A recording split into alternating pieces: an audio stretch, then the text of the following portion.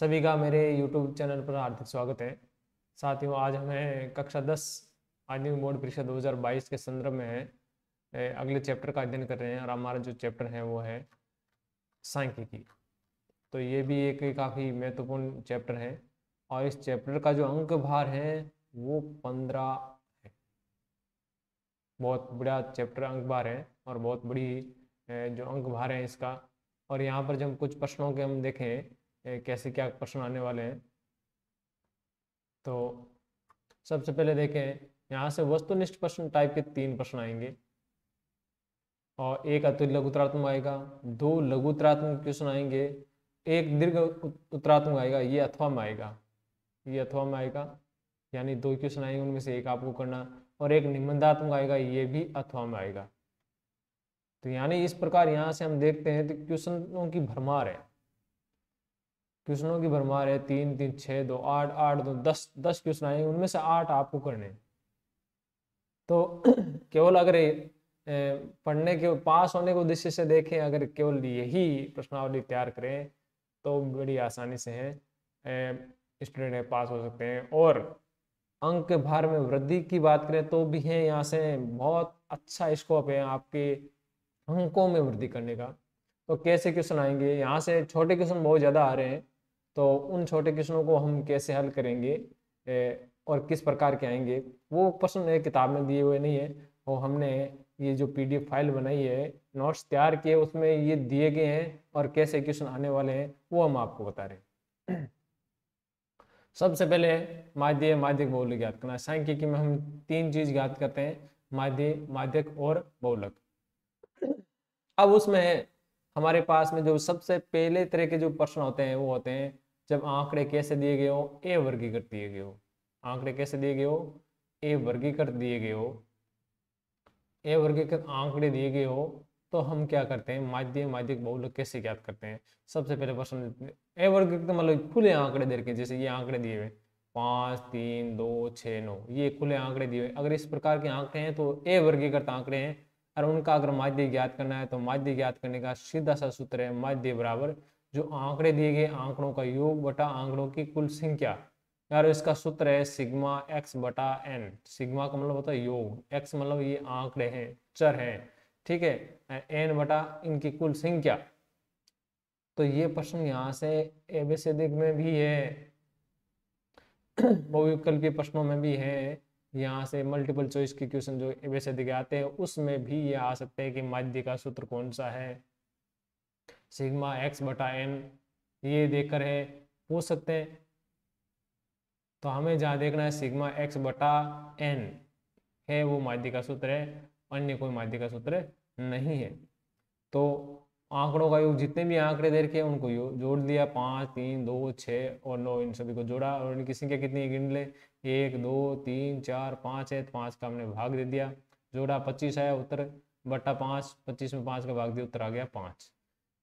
एक है अभ्यास प्रश्न दे रखा है 9 7 6 5 3 का माध्य ज्ञात कीजिए। तो माध्य क्या होता है, आंकड़ों का योग बटा आंकड़ों की कुल संख्या, यानी सिग्मा एक्स बटा सिग्मा एक्स बटा एन, और बराबर क्या होगा 9 + 7 + 6 + 5 + 3, ये हमें जोड़ने बटा किसका भाग देना है, कितनी संख्या नंबर है वो 5 की संख्या है, कितने हुए 9 7 16 16 और 6 22 22 और 5 27 3 30 बटा 5, और 30 में 5 का भाग दिया, उत्तर गया 6 बार।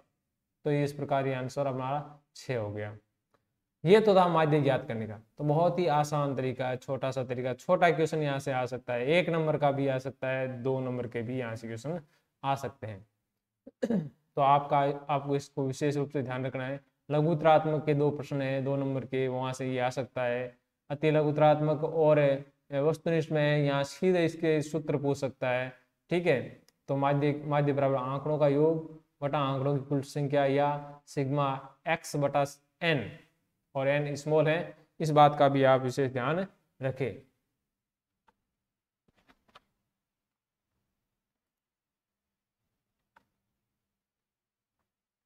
आगे हम देखते हैं 9 7 6 और 9 7 6 5 3 का माध्य ज्ञात कीजिए। यहाँ क्या पूछा है, माध्य। यहाँ माध्य नहीं पूछा है। माध्य ज्ञात करने के लिए हमें क्या करना पड़ता है, हमें पहले आंकड़ों को बढ़ते क्रम में लिखना है। हम क्या करेंगे, आंकड़ों को पहले बढ़ते क्रम में लिखेंगे। तो पहले छोटा कौन है, 3, फिर 5, फिर 6, फिर 7, फिर 9 लिख लिया। अब देखेंगे पदों की संख्या कितनी है। पदों की संख्या कितनी है, पदों की संख्या n = 5। और तो माध्य का सूत्र क्या हुआ, अब पदों की संख्या सम है और विषम है तो दोनों के लिए माध्य का सूत्र है वो अलग अलग होता है। अगर पदों की संख्या विषम है तो हमें क्या करना है, उन पदों की संख्या में 1 जोड़ना है और उसका आधा कर देना है, यानी 2 का भाग देना है। वो जो पद होगा वही क्या होगा, माध्य होगा। n पदों की संख्या बटा 2 मान नहीं होगा, पदों की संख्या प्लस 1 बटा 2, वहां पद जो होगा वही मान होगा। तो यहाँ पदों की संख्या 5 थी, 5 में 1 जोड़ा और 2 का भाग दिया तो कितना है, 6/2। 6/2 का मतलब 3वां पद। तो 3वां पद, तीसरा पद कौन सा है, हम वो गिनती से देख लेते हैं। ये पहला पद था, ये दूसरा था और ये तीसरा। तो आंसर अपना कितना हो गया, 6।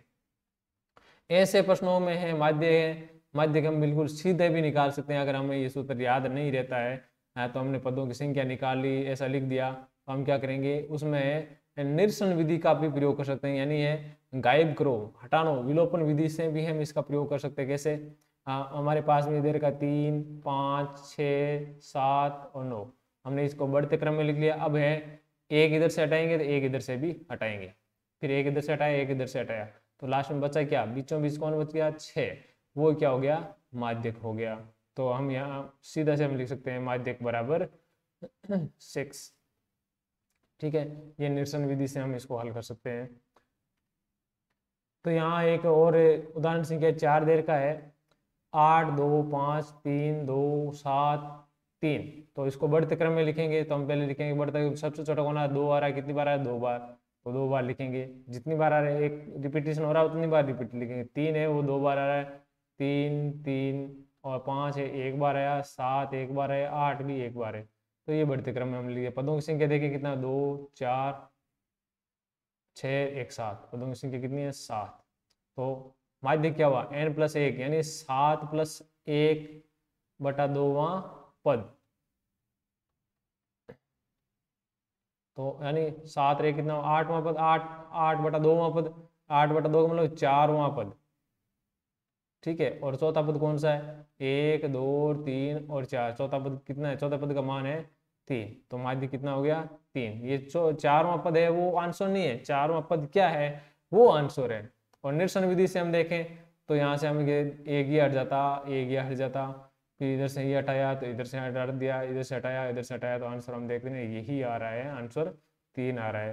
तो दोनों विधियां आपके पास में है। प्रेफर करूंगा आप सूत्र वाली विधि को याद अपने जहन में रखे, परंतु अगर भूल जाते हैं तो उस विधि को भी आप, निरसन विधि को भी, विलोपन विधि को भी है, आप इस्तेमाल करके आंसर निकाल सकते हैं। वस्तुनिष्ठ टाइप के अगर क्वेश्चन आते हैं ABCD वाले, तो यहाँ पर आपको निरसन विधि ही ज्यादा काम आएगी यहाँ सूत्र वाली विधि की बजाय। अब आगे देखते हैं कि अगर यही आंकड़े दिए होते और वो आंकड़े पदों की संख्या क्या होती है, सम होती है, 1 2 3 4 5 6, पदों की संख्या क्या है, 6 सम है, तो हम उसका उत्तर कैसे निकालते। तो माध्य ज्ञात करने का तरीका क्या होगा, क्योंकि हम निरसन से निकालेंगे, इधर से ये कट गया, इधर से ये कट गया, इधर से ये कट गया, तो इधर से ये कट गया, बीच में क्या बच गए, 2 जने बच गए, 2 पद बच गए। तो अब 2 पद बच गए तो हम कैसे निकालेंगे। तो उसके लिए हमें क्या करना था कि जो n/2वां पद यानी 6 है उसका 2वां पद और उसका एक अगला पद, दोनों का हम क्या निकालेंगे, माध्य। तो हमने जो भी है यहाँ देखा, n कितना है, 6/2 यानी तीसरा पद, और तीसरा का एक अगला पद चौथा पद है, दोनों का हम क्या करेंगे, माध्य निकालेंगे। यहाँ दो जो बीच में 2 बच गए हैं उन दोनों को जोड़कर 2 का भाग दे देंगे। दोनों का माध्य मतलब कि दोनों को जोड़कर 2 का भाग दे देंगे। तो 6 और 7 का क्या होगा, माध्य। 6 और 7 है, दोनों को जोड़ा और 2 का भाग दिया, यानी 13/2 यानी कितना गया, 6.5 आ गया। एक और क्वेश्चन यहाँ से हम देखते हैं, बड़ी आसानी से हम फिर इसको समझ लेंगे। बढ़ते क्रम में लिखेंगे, 3 4 6 और 8, पदों की संख्या कितनी है, 4। तो n/2वां पद, n/4/2 यानी दूसरा पद, और n+2 दूसरा प्लस 1 वे दूसरे के एक अगला तीसरा पद, 3वां पद का क्या निकालना है, हमें माध्य निकालना है। ठीक है, तो दूसरा पद कौन सा है इसमें 4, और तीसरा पद कौन सा है 6। तो 4 और प्लस 6/2, 4 और 6 कितना हो गया 10/2। आंसर अपना कितना आ गया, 10 में 2 का भाग दिया, आंसर आ गया 5। तो सॉरी यहाँ, हाँ यही आएगा। तो यहाँ हमें देखें निश्चल विधि से देखें, ये हटा दिया, ये हटा दिया, बीच में 2 पद बच गए। तो इन दोनों पदों को जोड़कर हम क्या करेंगे, उसमें 2 का भाग दे देंगे। तो 4 6 10, 10/2 यानी 5 आ गया। तो यही अपना आंसर आ रहा है। तो इस प्रकार हम बड़ी आसानी से माध्य और माध्य ज्ञात कर सकते हैं। अब ऐसा ही एक छोटा प्रश्न है, वो बहुलक का भी आ सकता है। तो बहुलक भी है, अगर अपने पास में आ जाए ऐसे ही आंकड़ों के, अवर्गीकृत आंकड़ों के, तो हमारे अवर्गीकृत आंकड़े चल रहे हैं। 3 तरह के आंकड़े होंगे, अवर्गीकृत, वर्गीकृत, वर्गीकृत बंटन और बारंबारता बंटन। ठीक है, तो हम इसको देखेंगे। सबसे पहले अवर्गीकृत आंकड़े चल रहे हैं। तो 6 4 6 8 4 6 5 3, यहाँ कुछ आंकड़े दिए हैं, उसको भी हम क्या करेंगे, माध्य की तरह हैं, हम उसको बढ़ते क्रम में लिखेंगे। माध्य ज्ञात करते हैं तो हमें उसको कोई बढ़ते क्रम में लिखने की आवश्यकता नहीं, हमें जोड़ना और उनकी संख्या का भाग देना है। परंतु माध्य और बहुलक ज्ञात करने के लिए हमें क्या करना पड़ेगा, उनको बढ़ते क्रम में लिखना पड़ेगा। और फिर है अपना देखेंगे बहुलक का अर्थ क्या होता है, जो सबसे ज्यादा बार आता है। माध्य का मतलब क्या होता है, जो बीचों बीच में है। ठीक है ना। माध्य का मतलब होता है औसत, और औसत क्या होता है, जोड़ो और उनकी संख्या का भाग दो। माध्य यानी बीचों बीच वाला, हमने यहाँ निकाला था बीचों बीच वाला, हमने निश्चल विधि से यहाँ से ये मान निकाले, तो हमने बीचों बीच वाला मान निकाला था। ठीक है, तो ये माध्यक था। और माध्य क्या था, माध्य एक औसत था, जिसमें हमने क्या किया था, पदों को जोड़ा, उनकी संख्या का भाग दे दिया। अब बहुलक क्या है, बहुलक मतलब होता है जो सबसे ज्यादा बार आता है। तो हम बढ़ते क्रम में लिखेंगे, यहाँ से देखेंगे कौन सबसे ज्यादा बार आ रहा है। 3 एक बार आया, 4 एक बार आया, 5 एक बार आया, 6 कितनी बार आ रहा है, 2 बार। तो सबसे अधिक बार आने वाला पद कौन है, 6। तो बहुलक भी क्या हो गया, 6। बहुत ही सरल प्रश्न है, 1 नंबर का प्रश्न, वस्तुनिष्ठ में आ जाएगा, रिक्त स्थान की पूर्ति में आ जाएगा, एक अति लघुतरात्मक प्रश्न में आ जाएगा। तो यहाँ से बड़ी आसानी से ये प्रश्न आप है अपनी झोली में डाल सकते हैं, इसके अंक अपनी झोली में डाल सकते हैं, आप इसके अंक प्राप्त कर सकते हैं। यहाँ से देखिए एक और क्वेश्चन, 2 3 1 6 5 3। अब इसमें हमें क्या करना है, उसको बढ़ते क्रम में लिखना पड़ेगा। हालांकि हम ऐसे भी तो देख सकते हैं कि मान लो कि वैसे वस्तुनिष्ठ टाइप में क्वेश्चन आए, हम यहाँ से देखकर बता सकते कौन ज्यादा है, बार आ रहा है। तो बढ़ते क्रम में लिखेंगे तो हम देखें सबसे पहले 1 एक बार आया, 2 कितनी बार आया, वो भी 1 आया, 3 कितनी बार आया, 3 आ रहा है 2 बार, फिर है 5 आ रहा है 1 बार, फिर है 6 आ रहा है 1 बार। तो सबसे ज्यादा बार कौन होना है, बढ़ते क्रम से लिखने पर हमें पता चल जाएगा कि कौन कितनी बार आया है। तो उस चीज का हमें पता चल जाता है, इसलिए हम बढ़ते क्रम में लिखते हैं। तो सबसे ज्यादा बार आने वाला पद कौन है, 3, और बहुलक भी क्या हो गया 3। तो इस प्रकार हम माध्य, माध्यक और बहुलक है वो ज्ञात कर सकते हैं। किनका, अवर्गीकृत आंकड़ों का, जो बिल्कुल खुले आंकड़े दे रखे हैं, सीधे दे दिए कि ये 5 आंकड़े हैं, इनका माध्य क्या होगा, माध्य क्या होगा, बहुलक क्या होगा। माध्य ज्ञात करने के लिए उनको जोड़ो और उनकी संख्या का भाग दे दो। माध्य ज्ञात करने के लिए हम उनका बीचों बीच वाला मान निकालेंगे। अगर बीचों बीच में अकेला रह जाता है तो वही माध्यक होगा, अगर बीच में 2 रह जाते हैं तो दोनों को जोड़कर 2 का भाग दे दो, वो माध्यक हो जाएगा। और बहुलक क्या होगा, बहुलक जो सबसे ज्यादा बार आता है वो बहुलक होता है। तो ये आशा करता हूं कि आप लोग ये समझ चुके होंगे। अब हम देखते हैं एक प्रश्न और बनता है, और वो होता है माध्य, माध्यक और बहुलक में संबंध क्या है। ये तीनों जो आंकड़े दे रखे होते हैं उनमें क्या संबंध होता है। तो जो बहुलक होता है वो 3 माध्यक में से अगर 2 माध्यक घटा दे, यानी माध्यक को 3 से गुणा करके और गुणा कर दे, और माध्यक को 2 से गुणा कर दे और उनका अंतर ज्ञात करे, तो हमारे पास में क्या आ जाएगा, बहुलक आ जाएगा। ये प्रश्न भी है, बहुत बार परीक्षा में पूछा जाता है, यहाँ तक कि कंप्यूटर एग्जाम में भी ये इसका है बहुत ज्यादा स्कोप है। तो यहाँ से भी प्रश्न आने की पूरी संभावना हो सकता है। ये आपसे उत्तर भी पूछ ले, माध्य माध्यक बहुलक में संबंध क्या है, बहुलक बराबर 3 माध्यक माइनस 2 माध्य, या 2 माध्यक माइनस 3 माध्य, माध्यक माइनस 2 माध्य। ठीक है, तो ऐसा है, उल्टा सीधा करके इस सूत्र को है गुणा के इधर उधर करके आपसे भ्रमित करके पूछ सकता है। तो आपको ये ध्यान रखना है, बहुलक बराबर 3 माध्यक माइनस 2 माध्य। तो यहाँ से अगर इसको मैं सीधा अगर याद करें तो यहाँ देखो, यहाँ 4 अक्षर है इसमें, इसलिए इसके बराबर में, इसके गुणा में कुछ नहीं रखेंगे। माध्यक में क्या है, कितने अक्षर हैं, पूर्ण अक्षर कितने हैं, 3 ही है, दे तो आधा है, 3 पूर्ण अक्षर, इसलिए इसको 3 से गुणा कर दिया। माध्य में देखिए यहाँ पूर्ण अक्षर कितने, 2 है, तो इसको 2 से गुणा कर दिया। तो आपको ये थोड़ी सी ट्रिक याद रखनी है और बड़ी आसानी से करना है। बहुलक के हमें कुछ गुणा नहीं करना है, बराबर लिखना है। अब है जिसमें ज्यादा है जिसमें ज्यादा शब्द है उसमें से है कम शब्द वाले को घटाना है। तो ज्यादा शब्द किसमें है? माध्यक में। और माध्यम में कितने पूर्ण शब्द है? 3 है, तो 3 से गुणा कर दिया। और उधर माध्यम में 2 शब्द है, तो 2 से गुणा करके हमने घटा दिया। तो ये सूत्र याद करने की एक ट्रिक हो गई। तो ऐसी बहुत सारी ट्रिकें हो सकती है, आप भी अपनी अलग ट्रिक बना सकते हैं। यदि माध्य दीर्घ का 10 और माध्यक दीर्घ का 8, तो बहुलक ज्ञात करो। माध्य 10 और माध्यक 8। ठीक है, तो बहुलक का सूत्र हमारा सीधा ही था 3 माध्यक माइनस 2 माध्य। 3 माध्यक माइनस 2 माध्य, और माध्य कितना देर का था? 8। तो 3 को हमने किससे गुणा कर लिया? 8 से। माइनस 2 को किससे गुणा कर लिया? 10 से, क्योंकि माध्य का मान था 10। 8 3 24, 24 में से 2 20, तो कितना हो गया? 24 में से 20 गया, आंसर हो गया 4। हमारे पास में एक प्रश्न और दे रखा है कि यदि बहुलक 10 है और माध्यक 8 है तो माध्य ज्ञात कीजिए। तो बहुलक दे दिया 10 और माध्य कितना दे दिया? 3 गुणा 8 और माइनस 2 माध्य हमें ज्ञात करना है। तो 2 माध्य ज्ञात करना है, माध्य को इधर ले जाएंगे, तो 2 माध्य इधर आकर क्या हो जाएगा? प्लस का हो गया, बराबर इधर क्या रह गया? 24, और ये 10 इधर जाकर किसका बन जाएगा? माइनस का। तो कितना बच गया? 14 बच गया। 2 माध्य बराबर क्या हो गया? 2 माध्य बराबर हो गया 14। तो 1 माध्य बराबर कितना होगा? इस 2 का क्या करेंगे? उधर जाएगा, तो गुणा में उधर जाकर कहाँ चल जाएगा? भाग में। तो आंसर कितना आ गया? 7। तो इस प्रकार हम दो माध्य बहुलक और माध्यक के सूत्र से हैं, हमें अगर 2 मान दे रखे हैं तो तीसरा मान बड़ी आसानी से ज्ञात कर सकते हैं। अब देखिए, एक जब ये तो था ए वर्गीकृत आंकड़े दे रखे थे, और अब हमारे पास आ जाए जब ए वर्गीकृत क्या दे रखा होगा? बंटन दे रखा हो, सारणी दी हुई हो और उसमें वर्ग नहीं है। वर्गीकृत का मतलब क्या होता है? समूह दिया होता है 0 से 10, 10 से 20, ठीक है, और उनमें कुछ आंकड़े देते 5 3, इनकी बारंबारता देते थे। ठीक है, तो ये वर्गीकृत आंकड़े होते, परंतु यहाँ पर एक अवर्गीकृत बंटन दिया, यानी सीधे मान है और वो कितनी बार आया हुआ है, यानी अवर्गीकृत जो आंकड़े थे उनको ही ये थोड़ा सा सजा कर लिखा है, थोड़ा सा उसको और अधिक विकसित करके लिखा है कि 10 कितनी बार आ रहा है? 4 बार। 15 कितनी बार आ रहा है? 3 बार। 20 कितनी बार आ रहा है? 6 बार। 25 कितनी बार आ रहा है? 7 बार। 30 कितनी बार आ रहा है? 5 बार। अगर ऐसे आंकड़े दे रखे हैं तो यहाँ से हम माध्यक बहुलक कैसे ज्ञात करें? तो यहाँ से ऐसे प्रश्नों से सबसे ज्यादा जो चीज है वो पूछी जाती है, वो पूछा जाता है माध्य के पूछा जाता है। और ये आप 100% अपनी नोट कर लो कि माध्य तो पूछा ही जाएगा।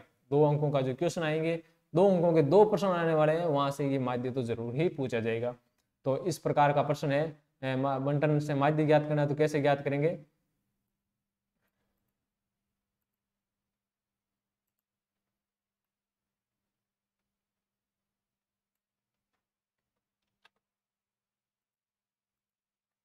तो यहाँ से देखिए, हमें क्या करना है, जो प्राप्तांक दिए हुए हैं उसको हमें उसी क्रम में लिखने हैं। खड़े क्रम में लिख दिया प्राप्तांक x, उसको हम क्या लिखेंगे? x लिखेंगे। प्राप्तांक को हम किसे लिखेंगे? x से लिखेंगे। ठीक है,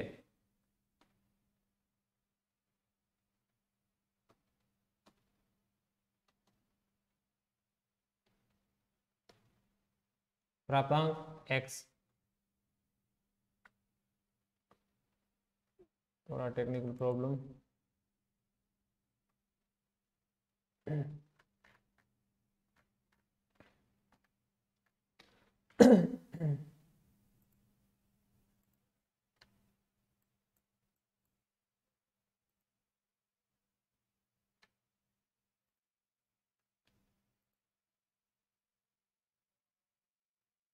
तो हमारे पास में प्राप्तांक आ गया है। हाँ,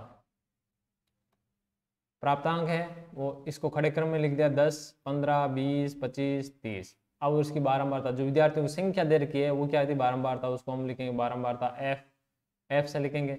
4 3 6 7 और 5, और उन बारंबारता को हमें जोड़ लेना है। जोड़ेंगे तो f का योग क्या होगा? सिग्मा f, सिग्मा मतलब होता है जोड़, ठीक है, बराबर 25। दोनों को, इन सभी को जोड़ दिया, हमारा आंसर क्या गया? 25 आ गया। अब हम क्या करेंगे? इस f को x से हम गुणा करेंगे। ये जो f और x दोनों आ रहे हैं, इनको आपस में क्या करेंगे? गुणा। 10 चौक 40, 15 × 45 और 20 छके 120, 25 7 की 175 और 30 पंजे 150। और इन सभी का भी हम क्या करेंगे? Sigma F x. यहाँ जो दोनों कॉलम आ रहे हैं सिग्मा एफ का और एफ एक्स का, इन दोनों का योग करेंगे। एफ का योग होगा सिग्मा एफ और एफ एक्स का योग हो जाएगा सिग्मा एफ एक्स। अब इनका योग में हमें क्या करना, माध्य यहाँ से ज्ञात करें। माध्य का सूत्र सीधा ही हो गया कि जो सिग्मा एफ एक्स आया है उसमें किसका भाग दे दो, सिग्मा एफ का भाग दे दो। ठीक है, तो माध्य यही था, आंकड़ों का योग बटा आंकड़ों की संख्या। तो आंकड़े हमारे जो बारंबार था वो आंकड़ों की संख्या, विद्यार्थियों की कुल संख्या थी, तो हमें विद्यार्थियों की कुल संख्या का भाग देना है। तो उनके कुल कितने प्राप्तांक हुए उनको जोड़कर उसी में भाग देने।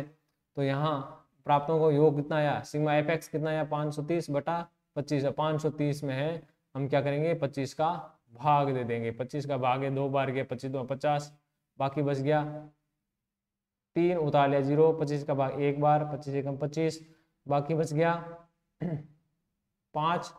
अब आगे संख्या नहीं है तो दशमलव उतार लिया, यहाँ उतर गया 0। 25 दूना 50, तो 21.2 है, ये अपने आंसर आ गया। तो इस प्रकार हम है बड़ी आसानी से है माध्य ज्ञात कर सकते हैं। आपके लिए है कि प्रश्न ने दे रखा है निम्नलिखित बटन का माध्य ज्ञात करो, तो ये आप है अपने कॉपी में है इसको लिखते हुए सरल करें और अभ्यास करें तो काफ़ी अच्छा आपके बेटर रहेगा। और आप इसका अभ्यास करेंगे तो निश्चित रूप से है आप परीक्षा में ऐसे प्रश्न नहीं कर पाएंगे। तो करना क्या था, हमें सारणी को खड़ा करना था, आंकड़े उनको खड़ा करना था, बारंबारता को भी उसके सामने खड़ा करना था, भी उनको सीधे जोड़ लगाना। 100 को 4 से गुणा, 150 को 200 को 200, 250 को 1 से, 300 को 1 से गुणा करके फिर इनको जोड़ लेना है। विद्यार्थियों की संख्या यानी बारंबारता को जोड़ लेंगे और जो एफ एक्स आएगा उसको भी हम जोड़ लेंगे और सिग्मा एफ एक्स में सिग्मा एफ का भाग दे देंगे, तो हमारा क्या आ जाएगा, माध्य आ जाएगा। अब अगर हमें ऐसे ही बंटन का अगर माध्य ज्ञात करना हो तो कैसे ज्ञात करना है, माध्य ज्ञात करना हो तो कैसे ज्ञात, तो माध्य ज्ञात करने के लिए हमें एक क्या करना पड़ता है कि एक अन्य और सारणी लेनी पड़ती है और उस सारणी का एक कॉलम और बनाना पड़ता है जिसको हम कहेंगे सी एफ। तो जो भी आंकड़े दे के हमने सीधी क्रम में लिखेंगे, बारंबारता उसी क्रम में लिखेंगे और एन बटा जो बारंबारता का जो योग सिग्मा एफ होगा उसको हम यहाँ क्या लिखेंगे, एन लिखेंगे। सिग्मा एफ को यहाँ क्या लिखेंगे, एन लिखेंगे और वो लिख देंगे। अब यहाँ से हम देखें जो बारंबारता थी 4, ठीक है। अब सिग्मा संचयी बारंबारता ज्ञात करें, सी एफ ज्ञात करें, तो हम क्या करें, बारंबारता जोड़ दे जाएंगे। ये 4 है, अब 4 में अगली जो बारंबारता वो क्या होगी, जोड़ देंगे। तो 4 3 कितना हो 7, अभी 7 में है और अगली बारंबारता जोड़ेंगे 7 2 9, फिर 9 में अगली बारंबारता 1 है वो जोड़ दी 10 और 10 में एक अगली बारंबारता जोड़ दी 11। ये जो आंसर होगा यहाँ वाला और ये आंसर हो गया होगा, दोनों सेम होने चाहिए, बराबर होने चाहिए। नहीं है तो आप अपनी जोड़ को चेक करिए, वापस देखिए कि कहाँ हमने गलती की है, बारंबारताओं यहाँ योग में गलती की है या सी एफ में योग में कहीं गलती की है, तो उसको चेक करना। ये दोनों चीज बराबर रखनी है। अब क्या होता है, माध्य क्या होता है, बीच वाला होता है, तो हम क्या करेंगे, बीच वाला होता है तो हम क्या करेंगे, माध्य बराबर n + 1/2, यानी उसमें एक जोड़ करे वो जो पद निकालेंगे वही क्या हो जाएगा, माध्य हो जाएगा। हमने यही निकाला था।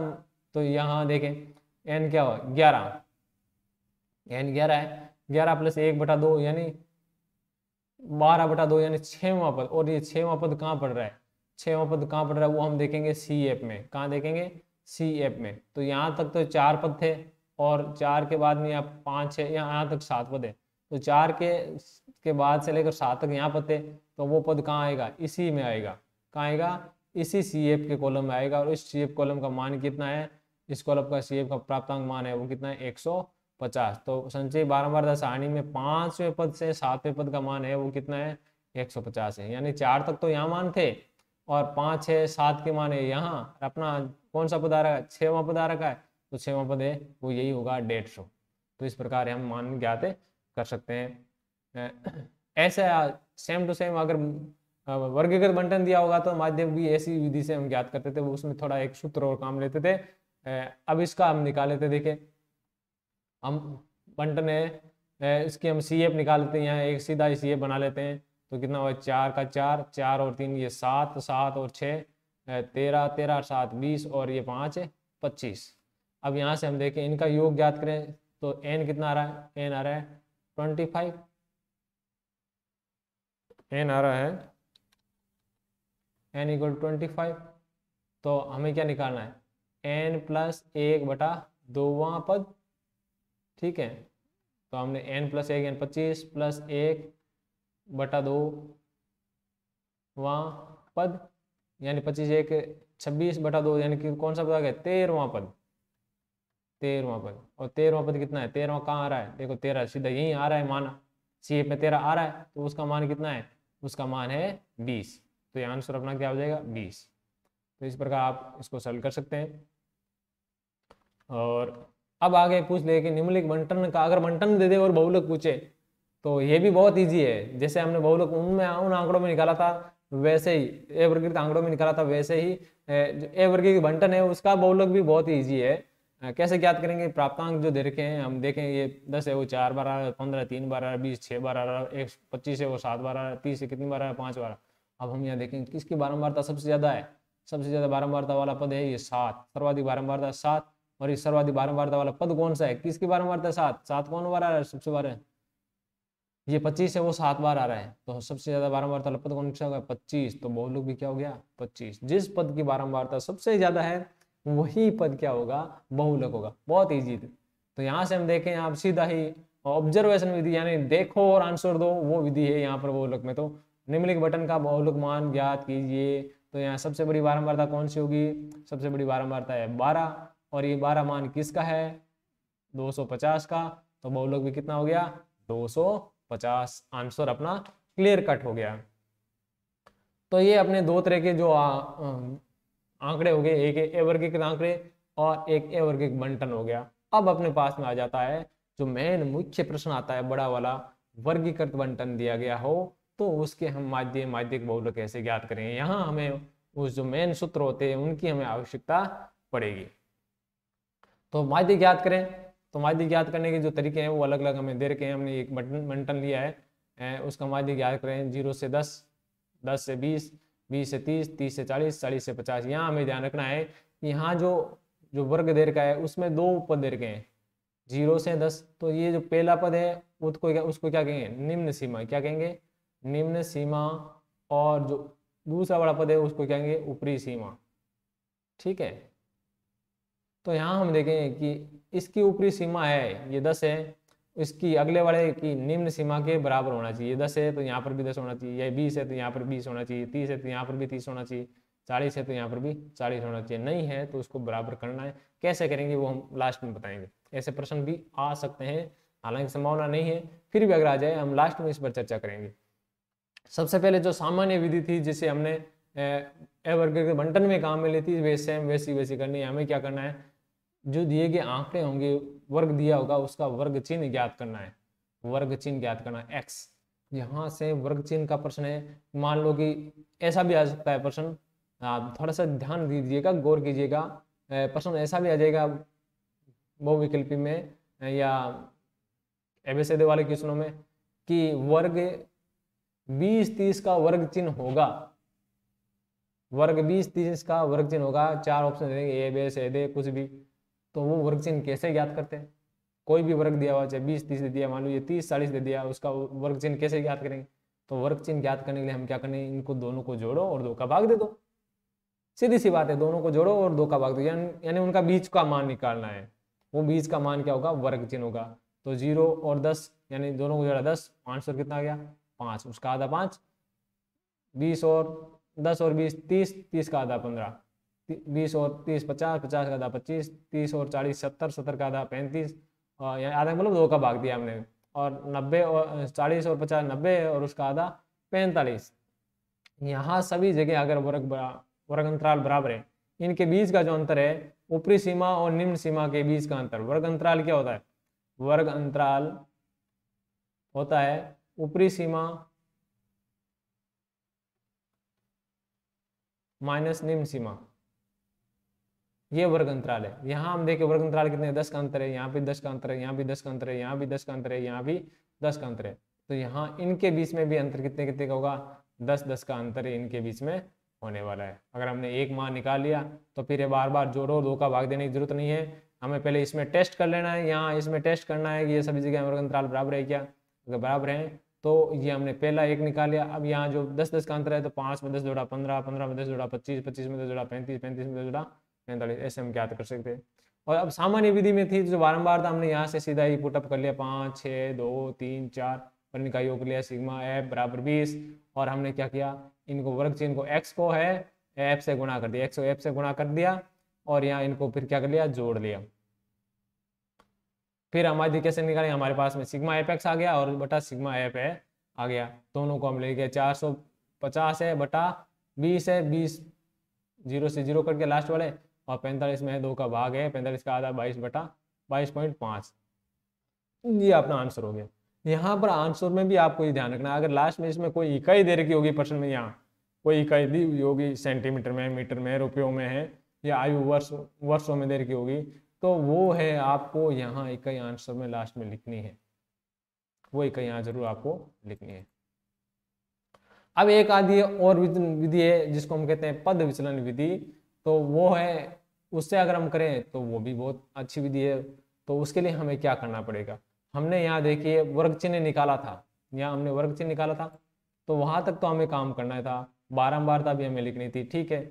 उसके बाद में हमें क्या करना है, हमें करना है एक और अन्य पद निकालना है, वो है यू।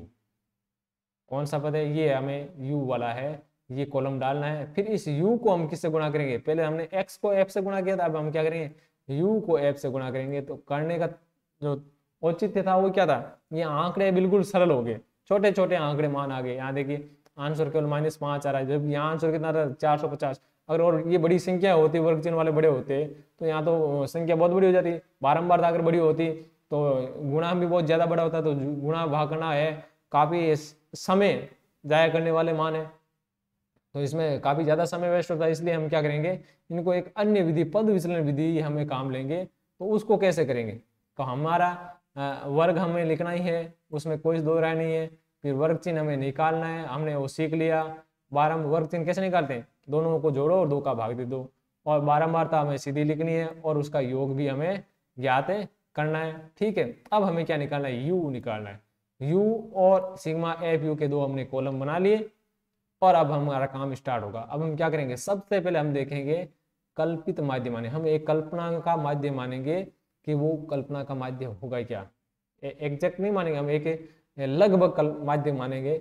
और ये हमने क्या माना 25, वर्ग चिन्ह में जो बीचों बीच का पद होता है वो ही लेंगे। ये लिखना नहीं है, ये लिखना नहीं है, ये तो आपको है बताने के लिए बताया है, आपको ध्यान रहे कि ये 25 कैसे आया। वर्ग चिन्ह में मध्य पद, यहाँ हमारे जो वर्ग चिन्ह है उसके में बीच वाला पद देखने, एक ऊपर से छोड़ा एक नीचे छोड़ा, एक ऊपर से छोड़ा एक नीचे छोड़ा, बीच में आ गया। अगर मान लो ये इसमें 2 आ जाते हैं तो उन दोनों में से कोई सा भी ले सकते हैं, और ज्यादा कोशिश करना है ऊपर वाला ही ले, ठीक है। ऊपर वाला लेंगे तो ऊपर वाले माइनस के मान कम आएंगे और प्लस के मान ज्यादा आएंगे, तो आपको ज्यादा समस्या नहीं आने वाली है। और फिर भी कोई सा भी ले, आपकी समस्या है उसका समाधान अपने आप ही हो जाएगा। तो यहाँ से हमने ये कल्पित माध्य मान लिया और उसको हमने क्या कर दिया, यहाँ गोला कर दिया। ये आप ध्यान रखना है, इसको गोला करना है। अब u वाले पद में हम क्या लिखेंगे, इसके सामने जो भी आएगा u में क्या रखेंगे, 0 रख देंगे। ऊपर गिनती शुरू कर देंगे -1 -2, नीचे गिनती शुरू करेंगे 1 और 2। 0 के पहले माइनस के पद आते हैं और बाद में वो प्लस के पद आते हैं। तो गिनती का हमें यही ध्यान रखना है और कुछ नहीं करना है। अब हमें क्या करना है, f को u से गुणा करना है। ये देखो अब सिग्मा बारंबारता है, वो चाहे कितनी भी बड़ी हो, यहाँ u के मान तो क्या है 1 2 3 ऐसे ही आएंगे, तो इनसे सर इनको गुणा करना तो बहुत आसान हो जाता है। 0 को 0 से 2 किसी से गुणा करो, 2 को 0 से गुणा करो उत्तर 0, ठीक है। 6 को -1 से गुणा किया -6, और 5 को -2 से गुणा किया -10, 4 को 3 को 1 से गुणा किया 3, और 4 को 2 से गुणा किया 8। यहाँ हम क्या करेंगे, माइनस वालों को रफ में अलग जोड़ के लेंगे, -16, और इधर से इनको देखें ये कितना बच गया 8 3 11। हम चाहें तो यहाँ पर भी जोड़ सकते हैं, कोई समस्या नहीं है। ऐसा हमने चिन्ह बना के है, इनको जोड़ दिया माइनस वालों को -16 और ये प्लस के 11। अब इनको जोड़ेंगे, जोड़ें तो ये जुड़ नहीं रहे, ये तो घटेंगे। 16 में से 11 कम हो गए तो बचे किसके, -5, क्योंकि -16 संख्या तुम मान में ज्यादा है, तो -5 यहाँ पर बच गए। और इधर हमने सिग्मा एफ निकाल लिया था 20। अब कल्पित माध्य विधि से हम जो है माध्य निकालते हैं, उसका सूत्र क्या होता है वो आपको याद रखना है। इस प्रश्न में केवल आप यही ध्यान रखना है कि आपको ये सूत्र याद रखना है। तो सूत्र वही है, देखो यहाँ पे, यहाँ से आप देखें हमें सिग्मा एफ यू हमने निकाला था और सिग्मा एफ निकाला था। हमने सिग्मा एफ यू बेटा सिग्मा एफ तो यही आने वाला है, और इनको है हमने थोड़े छोटे कर दिए आंकड़े, तो उनको हमने किससे गुणा किया, एच से, और हमने जो कल्पित माध्य माना था वो ए इसमें हम जोड़ देंगे। तो ए है कल्पित माध्य हमारा 25 था, सिग्मा एफ यू हमारा कितना आया था -5, सिग्मा एफ 20 और वर्ग अंतराल है वो एच है वो कितना है 10 का था।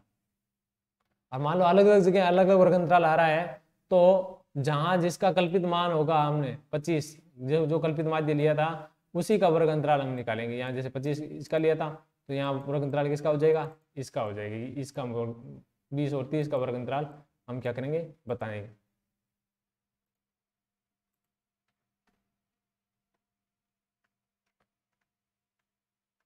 तो आंकड़े यहाँ रखेंगे 25 प्लस -5/20 गुणा 10, ये प्लस माइनस माइनस हो गया, ये 0 से 0 कट गया, और 5/2 यानी 2.5, और 25 में 2.5 का कम कर दिया तो कितना होगा 22.5। तो हमने ये प्रश्न पहले भी किया था और उसे सीधी विधि से किया था और 22.5 भी आंसर आया था। ऐसे ही हमें है इस एक प्रश्न को और आपको हल करना है, और हल करेंगे तो आपका अभ्यास काफ़ी अच्छा हो जाएगा और आप इसको बड़ी आसानी से कर लेंगे। अब आ गए अपना एक और क्वेश्चन बनता है, ये तो हो गया माध्य का। अब आगे हम करेंगे अध्ययन करेंगे माध्यक का। हमारे पास वर्गीकृत बंटन है और माध्य ज्ञात करना है, तो कैसे ज्ञात करेंगे। जो आंकड़े दे रखे वर्ग दे रखे हैं उनको सीधा लिखना है, बारंबारता दे रखी है सीधे लिखनी है, और उसमें हमें क्या ज्ञात करनी है CF ज्ञात करना है। हमें जो वर्ग चिन्ह है वो केवल माध्य ज्ञात करने में ही चाहिए, बाकी आपके पास माध्य ज्ञात करने के लिए और बहुलक ज्ञात करने के लिए हमें सारणी में किसी तरह का जोड़ने की आवश्यकता नहीं है। माध्य ज्ञात करने के लिए हमें एक नया कॉलम डालना होता है CF का, ठीक है, वो केवल बारंबारताओं से संबंधित है, ठीक है। CF बारंबार संचयी बारंबारता, तो उसे संबंधित संचयी बारंबारता कैसे आएगी, पदों को जोड़ते बारंबारताओं को जोड़ते जाओ, क्रमागत जो बारंबारता आएगी वो योग में जुड़ती जाएगी, ठीक है, वो होगा CF। तो हमें क्या करना है, हमें बारंबारताओं का योग निकाल लेना है। यहाँ हमने देखा बारंबारता योग 20 है, और हमने यहाँ देखे CF निकाला 5 का 5, फिर 5 में ये अगला पद बारंबारता 6 जोड़ दी 11, फिर अगली बारंबारता 2 जोड़ दी 13, फिर अगली बारंबारता 3 जोड़ दी 13 3 16, फिर अगली बारंबारता 4 जोड़ दी 16 और 4 कितने हो गए 20। ऐसे हम निकाल सकते हैं, हम सीधे डायरेक्ट ऐसे भी लिखते हैं 5 11 13 16 20, हम ऐसे भी लिख सकते हैं। और ये मान बराबर होना चाहिए, बराबर है तो आगे बढ़ेंगे।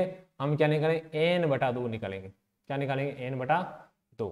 n/2 कितना आ रहा है, n हमारा था 20, 20/2 कितना आ गया 10, जो कि माध्यक वर्ग में कहाँ आ रहा है, जो ये 10 जो CF पे कहाँ आ रही है, यहाँ तक तो 5 आ रहा है और यहाँ तक क्या आ रहा है 11, तो 10 भी कहाँ से है 6 से लेकर 11 तक यही है, तो ये मान कहाँ आएगा इसी माध्यक वर्ग में आएगा, जो कि माध्यक वर्ग है। ये कौन सा आ रहा है, ये इस वर्ग में आ रहा है, तो ये कौन सा गया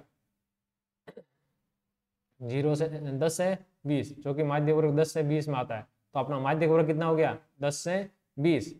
अब हमारा सूत्र है माध्यक क्या है, माध्य का सूत्र आपको ये याद कर लेना है। प्रश्न सीधा सूत्र का भी पूछ सकता है, जो एक फिलिंग द ब्लैंक्स यानी रिक्त स्थान की पूर्ति कीजिए, वहां पर माध्यक और बहुलक के सूत्र है आपसे पूछ सकता है, उनका संबंध का सूत्र भी है पूछ सकता है। तो आपको ये 4 सूत्र है वो तो निश्चित 5 सूत्र हैं वो आपको निश्चित रूप से याद होने चाहिए, तो ज़्यादा डिफिकल्ट नहीं है, कठिन नहीं है, तो आप बड़ी आसानी से याद कर सकते हैं। थोड़ा अभ्यास कर लीजिए इसका, सूत्रों का काफ़ी बड़ी प्रश्नावली है, आपका थोड़ा सा अभ्यास है आपको फायदा पहुंचा सकता है। तो माध्यक बराबर क्या होगा L प्लस मंझला कोष्ठक n/2 माइनस C, हमने यहाँ जो n/2 निकाला वो उसमें से हमें क्या करना है C घटाना है बटा F गुणा H, तो ये हमारा माध्यक का है सूत्र हो गया ज्ञात करने का। अब है क्या ये, तो ये देखिए L क्या है, L है माध्यक वर्ग की निम्न सीमा लोअर सीमा, ठीक है, तो L है लोअर सीमा है निम्न सीमा है, तो ये हो गया लोअर लिमिट है, तो L कितनी होगी, जो हमारा माध्यक वर्ग हमारा कितना आया था ये आया 10 से 20, इसकी निम्न सीमा कितनी है 10, उस सीमा कितनी है 20। प्रश्न ऐसा भी आ सकता है कि माध्यक वर्ग 10 से 20 की निम्न सीमा क्या है, माध्यक वर्ग 10 से 20 की उच्च सीमा क्या है, ऊपरी सीमा क्या है, तो ये आपको यहाँ से आंसर है बिल्कुल आ जाना चाहिए। या आप इन प्रश्नों को देखोगे समझोगे वीडियो को देखोगे तभी तो आपको पता चलेगा कि इनका मान क्या होगा, तो ये आपको ध्यान रखना है। हालांकि ये ऐसे प्रश्न है आने वाले नहीं थे, परंतु कोरोना की वजह से है ये जो पाठ्यक्रम कम हुआ और उसको फिर अंक बार बढ़ा दिए गए हर प्रश्नावली के, तो अब प्रश्न कहाँ से आएंगे, तो छोटे छोटे प्रश्न क्रिएट होंगे, तो वो प्रश्न आपको किसी ने बताए नहीं होंगे, तो आप हैं इस वीडियो के माध्यम से आप जान सकते हैं कि कैसे प्रश्न क्या आ सकते हैं। तो यहाँ से देखिए एल का मान हो गया निम्न सीमा, ये जो 10 है वो निम्न सीमा है, n/2 हमारे यहाँ से आ गया था, और एफ क्या होगी, इस माध्यिक वर्ग की बारंबारता होगी, यहाँ गलत है, ये लिखा है बारंबारता, ये बारंबारता होगी, माध्यिक वर्ग की बारंबारता, माध्यिक वर्ग कितना था 10 से 20 था, ये यही था, इसकी बारंबारता कितनी है 6, तो अपना यहाँ 6 आंसर हो गया। और सी क्या है, माध्य वर्ग से पूर्व वर्ग की संचयी बारंबारता, माध्य वर्ग से पूर्व वर्ग की संचयी बारंबारता, अब माध्य वर्ग की जो संचयी बारंबारता वो क्या थी 11 थी, और उससे पहले वाले की क्या आएगी 5, तो वो हमें यहाँ से घटानी है, हमारे जो n/2 आ गया उससे छोटी जो CF होगी वो सीधा सा हम घटा लेंगे, ये हमारा n/2 10 आया, तो इसमें CF में देखेंगे 10 से छोटा कौन है, 10 से छोटा 5 है, तो वो घटा लेंगे, वही सी का मान होगा, सीधा सा हम बात करें तो, या माध्य वर्ग से पूर्व वर्ग का है उसकी संचयी बारंबारता। एच क्या है, माध्य वर्ग का वर्ग अंतराल, हमारा माध्य वर्ग था 10 से 20, तो उसका वर्ग अंतराल कितना है 20 - 10 यानी 10 का वर्ग अंतराल है। अब इसका है सूत्र में मान रख देंगे 10 + 10 - 5/6 गुणा 10, 10 में से 5 गया 5/6 गुणा 10, हमने इनको गुणा कट नहीं रहा है, इनको गुणा कर लिया, 5 × 2 50/6, 50 में 6 का भाग गया 8.33, और 8 को 10 इसको 10 में जोड़ा तो 18.33 आंसर अपना आ गया। ऐसा ही एक प्रश्न है आप है अभ्यास के लिए आपको दिया जा रहा है, तो इसको आप सॉल्व करें और अभ्यास करें। अब आता है कि हम बहुलक कैसे ज्ञात करें, एक बंटन दे रखा है और उसका बहुलक ज्ञात करना है, तो हमें बहुलक ज्ञात करने के लिए कोई अन्य सारणी बनाने की आवश्यकता ही नहीं पड़ती है, उसके लिए केवल सूत्र ही पर्याप्त है। तो सबसे पहले हम देखें सर्वाधिक बारंबारता वाला वर्ग होगा वो कौन सा है, यहाँ हम देखें सबसे ज्यादा बारंबारता किसकी आ रही है, इसकी आ रही है, ठीक है, तो सर्वाधिक बारंबारता वाला पद है वो क्या है 20 से 30, ये क्या हो गया बहुलक वर्ग हो गया, उसको हम क्या कहेंगे बहुलक वर्ग हो गया। अब हमारा जो सूत्र है वो क्या है L + F1 L + F1 - F0 बटा सीधा F1 - F0 वापस लिख देंगे। अब इसको F1 को 2 से गुणा करेंगे, यहाँ से F2 घटा देंगे, ठीक है, और गुणा H, इसको चाहे तो कोष्टक में रख सकते हैं। तो ये ध्यान रखना है, ये सूत्र अपना है, बड़ा इजी सूत्र है, याद करने में भी सरल है। यहाँ से हम देखेंगे ये F1 ये आया है, तो ये आखिर है क्या, ये F के जितने मान है F1 2 0, ये F की जो बारंबारता के जो 3 मान है वो बारंबारता से ही आने वाले, इसी कॉलम से बारंबारता वाले कॉलम से ही आएंगे। तो F1 क्या है, जो बहुलक वर्ग उसकी बारंबारता है वो F1 है, और F1 से पहले F0 आता है, 0 1 से पहले आता है, तो ये F0 हो गया, और 2 है वो F के बाद मतलब F2 ये हो गया, ये 0 1 2, हमारा 20 का जो सबसे पहला बहुलक वर्ग की जो बारंबारता होगी F1 होगी, और 0 पहले आता है तो F0 इधर होगा, और F2 के बाद में आता है F2 इधर होगा, तो ये मान हो गया F2 ये हो गया और F0 ये हो गया। अब H है, H क्या वर्ग अंतराल है, तो इस बहुलक वर्ग का वर्ग अंतराल 30 - 20, ठीक है, और L है वो निम्न सीमा लोअर लिमिट है, और इस बहुलक वर्ग की निम्न सीमा क्या थी 20 थी, तो हमने निम्न सीमा 20, F1 12, F0 8, F2 है 6, और H कितना आ गया 10, इनको सूत्र में रखा और सरल किया, सरल करेंगे तो ऊपर 12 में से 8 गए 4, यहाँ क्या करना था F1 को 2 से गुणा करना था, तो 12 × 24 और हो गए, और ये दोनों ही माइनस के, तो माइनस के जुड़ जाएंगे, कितने हो गए -14, तो 24 में से 14 के कितने रह गए 10, और 10 से ये देखो 10 कट रहा है, जो कट रहा है तो काट देंगे, क्या बच गया 20 + 4, तो आंसर कितना हो गया 24। तो इस प्रकार हम बहुलक ज्ञात कर सकते हैं, बड़ा ही इजी है। अभ्यास के लिए एक प्रश्न आपको और दिया गया, इसको आप सरल करें। अब कुछ है वस्तुनिष्ठ टाइप की कुछ बातें हैं, आपको एक अंक वाले ऐसे प्रश्न भी आ सकते हैं। किसी बारंबारता का बहुलक होता है, कोई भी बारंबारता बंटन दे रहे हैं उसकी बहुलक क्या होगा, जो अधिकतम बारंबारता मान होगा वही क्या होगा बहुलक होगा। ये सारणी दे दी उसका कि बहुलक मान क्या होगा, तो जो सारणी टेबल में जिसकी बारंबारता सबसे ज्यादा आ रही है वही क्या होगा बहुलक मान होगा। संचयी बारंबारता का जब वक्र होता है, उसका जब ग्राफ बनाते हैं संचयी बार CF का जो हम वक्र बनाते हैं वो कैसा बनता है, ऐसा तोरण टाइप का बनता है, तोरण टाइप का बनता है, तो उसको हम कहते हैं तोरण। संचयी बारंबारता का वक्र होता है तोरण। तो ये प्रश्न है मॉडल पेपर में आया हुआ था, तो आ सकता है, ये ध्यान रखिएगा। CF को अगर हम ग्राफ में दिखाएंगे तो वो तोरण है, हालांकि ग्राफ हमारे इसमें नहीं था, फिर भी है ये प्रश्न है, बड़ा ही अच्छा प्रश्न है। वर्ग 20 30 का जो वर्ग चिन्ह क्या होगा, वर्ग चिन्ह हमने पहले भी चर्चा की, वर्ग चिन्ह कैसे आएगा, तो दोनों को जोड़ना है और उसका आधा करना है। तो 20 और 40 को जोड़ दिया और भाग दे दिया 2 का, 20 40 60, 60 में 2 का भाग दिया, आंसर 30। ये देगा 50 से 100 की निम्न सीमा, एक वर्ग दे रखा है 50 से 100 की निम्न सीमा क्या होगी, तो निम्न सीमा छोटा मान, पहला मान निम्न सीमा है, दूसरा मान उस सीमा, तो यह निम्न सीमा कितनी है 50। अब देखिए कुछ प्रश्न ऐसे भी आ सकते हैं, प्रथम 5 प्राकृत संख्याओं का माध्य होगा। तो प्रथम 5 प्राकृत संख्या कौन सी है, 1 2 3 4, प्राकृत संख्या क्या होती है जो गिनती में काम आती है, तो 1 2 3 4 5 बटा 5 का भाग दे दिए, तो कितना हो गया 15 बटा 5, आंसर 3। ऐसे पूछ ले प्रथम 5 पूर्ण संख्याओं का माध्य क्या होगा, तो 5 पूर्ण संख्या क्या, पूर्ण संख्या कहाँ से स्टार्ट हो जाती है, 0 से, तो 0 1 2 3 4, यहाँ 5 नहीं आएगा क्योंकि 0 आ चुका है पहले, तो इनका योग करेंगे 10 बटा 5, आंसर 2। ऐसे ही पूछ सकता है प्रथम 5 सम संख्याओं का माध्य क्या होगा, प्रथम 5 विषम संख्याओं का माध्य क्या होगा, प्रथम 5 अभाज्य संख्याओं का मान क्या होगा। ये आपको याद रखना, ये सामान्य जो बातें हैं आपको, प्राकृत संख्या क्या होती है, पूर्ण संख्या क्या होती है, सम संख्या क्या होती है, विषम संख्या क्या होती है, भाज्य संख्या क्या होती है, अभाज्य संख्या क्या होती है, आपको याद होना चाहिए। हमने एक पहले बात की थी कि अगर हमारे पास में एक अनियमित बंटन आ जाए उसको कैसे सरल करेंगे, हमने कहा था कि हम लास्ट में चर्चा करेंगे। तो यहाँ से देखिए ये 0 निम्न सीमा, उस सीमा 9, यहाँ उस सीमा निम्न सीमा क्या होगी 10 और ये 19, ये देखिए ये मान क्या बराबर है क्या, ये बराबर नहीं।